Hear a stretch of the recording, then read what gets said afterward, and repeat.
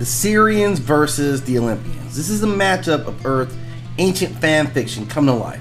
While throwing the Sirians, who are of course linked to the Sirius or dog star, we're talking about the Kemetic deities. And we're going up against the Greek Olympians, with the Zeus, with his gang of backstabbing, lightning throwing divas, all going at it on a galactic showdown. But let's take a look at the Sirians in a real way about what their civilization was. In myths, they are described as being this advanced technology with cosmic wisdom, high vibrational energy. So we're talking about Kemetic mythology, figures like Aset, Asar, and they're always connected to the Sirius star, and these deities embody magical prowess, rebirth, and cosmic order. Their strengths lie in their advanced technology and their cosmic knowledge. So we're thinking starships, genetic engineering, astral projection. They've got a strong connection to the life force and the spiritual realm. Aset and Asar are masters of resurrection, magic, and natural cycles. They're often portrayed as benevolent educators and cosmic guides. Now, their weakness in this kind of matchup is that they're not focused on raw destructive power. They're not conquerors by default. Their strength is more in influence and magic rather than direct warfare. Now, the Olympians, we talk about the Big 12 under Zeus as the head honcho, and we know about their raw elemental power, divine egos, and penchant for squabbling like this was a reality show.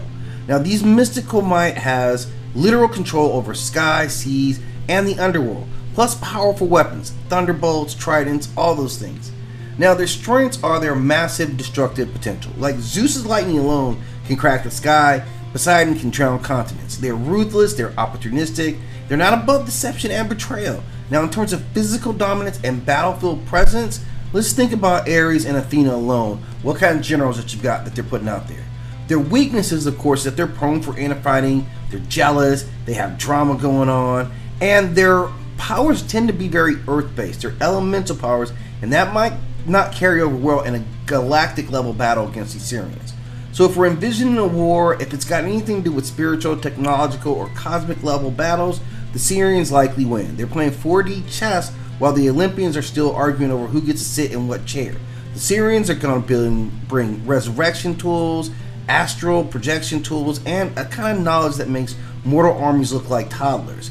If it's a raw power battle, then obviously this falls in the Olympians, domain. Further, they've got it with all that shockwave.